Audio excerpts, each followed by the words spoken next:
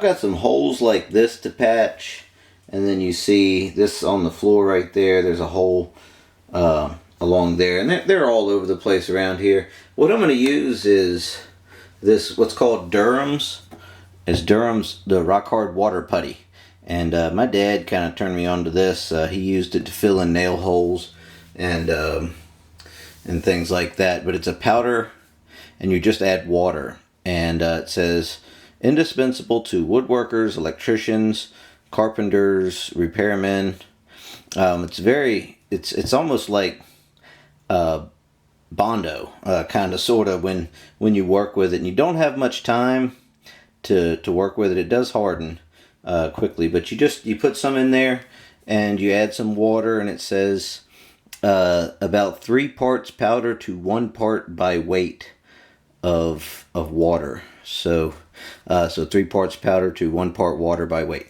So that's what you need to do to get it all mixed up. So let's get a batch going here, and I'm just gonna I'm gonna use this little plastic bucket, and you can rinse this out once it's done, but I'm just going to use this for to mix it up in and to use the putty knife. So I'm just going to pour a little bit in there. It doesn't take much, and I've just got some tap water here, nothing spectacular. And the nice thing about this bucket is you can kind of dial in your mixture pretty quickly. And I've got just a putty knife here, and let's kind of mix this up a little bit and see. Okay, it looks a little watery, so I had too much water. So let's add a little bit more powder. You know, if you get a little off on your mix, it's okay.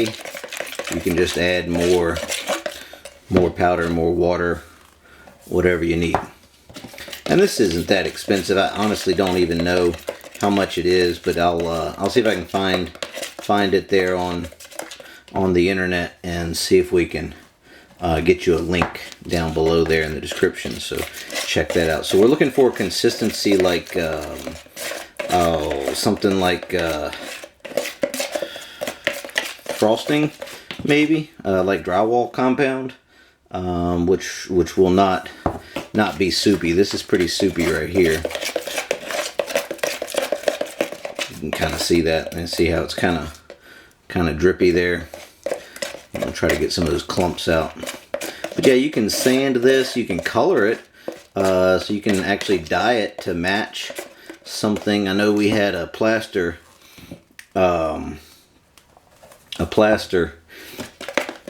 molded chandelier at one of my jobs, and I used a combination of this and Bondo to fill those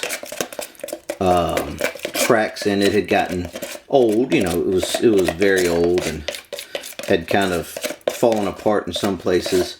That's looking pretty good. It's still just a tad bit soupy. I'm just going to add just a little bit more powder, and we patched it all together with this and that Bondo, and that seemed to you know, to really make it work well. So this Durham's is nice because it's just powder. You can keep it in your truck and just get some water there to patch whatever holes you've got. And you know, we're just going to paint over top of this whole paneling wall and everything in this room. So there you go. It's kind of creamy. You can kind of see that.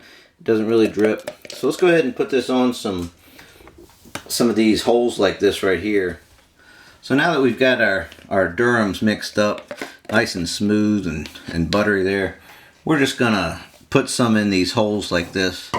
And you know, this stuff is sandable, so you can put some gunk on there and then come back and just sand it down. It sands fairly well. So see, I got a little bit, and this bucket's nice. It has a nice straight edge on it there. I go back through and clean out this little groove here. Again, it not a big deal because we're just going to come back and paint everything anyway. So I don't think anybody's ever going to notice that we put Durhams in here. Sometimes it takes a couple of coats. You can you can see it, you know, it kind of sucks in. It's not supposed to shrink a whole lot, and you can see it's already starting to thicken up a little bit. See how it's about that consistency. So I'm gonna go around all these holes and just fill in everything. I've got some around the wall here, and I'll get back with you and let you know kind of what I got done. I finished up the Durham's rock hard water putty patching, and you can see we had a hole down there on the floor, and had some holes in these walls. I just wanted to kind of doll it up a little bit. Now what we're going to do is come back through, and we're going to use the palm sander, and we're going to buff everything down and kind of smooth everything up so it'll be ready for some paint. So let's go ahead and get that done. Here's the walls after we sanded them down with the palm sander, and then we came back and went ahead and just painted. And we've got some other videos. I'll put those videos right here for you, and or actually maybe over here, either way. And so that everything turned out great with that. That was super smooth. You can see these outlets here. Remember there was some holes beside these outlets, and so that wasn't good. So we went ahead and patched those. You can't even really see them anymore. And here's this other wall back here that looks great. All this is looking wonderful. So then we went ahead and put in this flooring here. This is that laminate flooring, and again I'll put a link to the video that we had. I have already done this before, and I'll show you what we did there. So that I'll put a link up there too for you. And so you can see we have a freezer now. We're going to put a chest freezer in that corner where that quadruplex is back there. So next thing I'm going to do, I'm going to go ahead and finish these outlets up and switches, or these switch and outlets. I'm going to put the cover plates on everything and slide this freezer into place. So here's our outlets, and these actually have power on them, but we're going to be okay. We're not going to do anything crazy in here. So I'm just going to run these up and try to get them halfway centered. See, the screw is centered in that little slidey tab. Since my box is in completely square,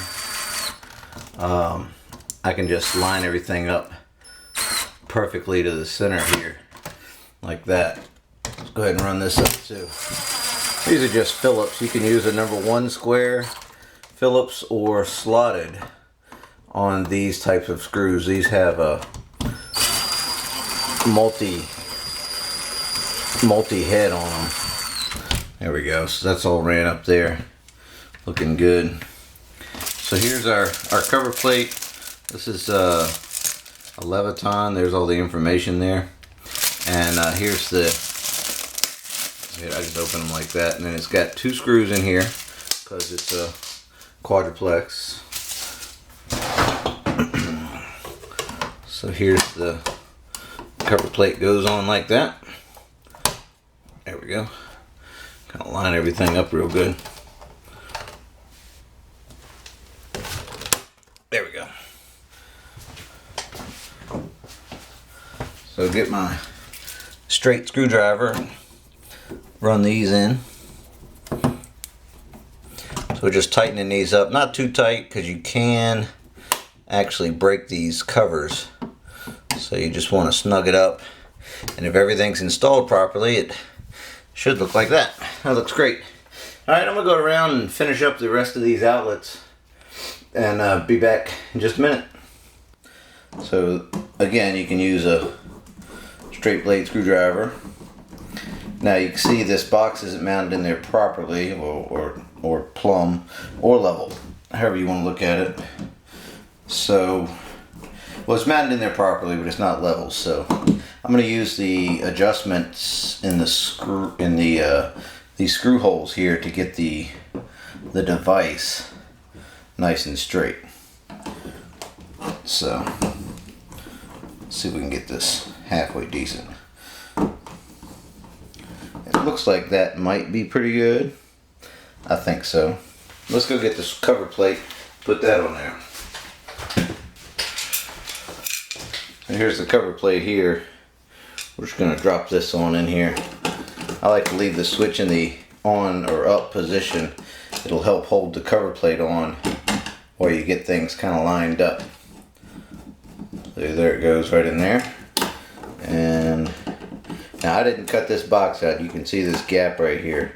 So that's the best I can do to get the device straight and to get that going there. So there we go. All right. So there you go, guys. There's the electrical done in here, and that looks great. So I'll give you a quick tour here, and we're gonna wrap this up.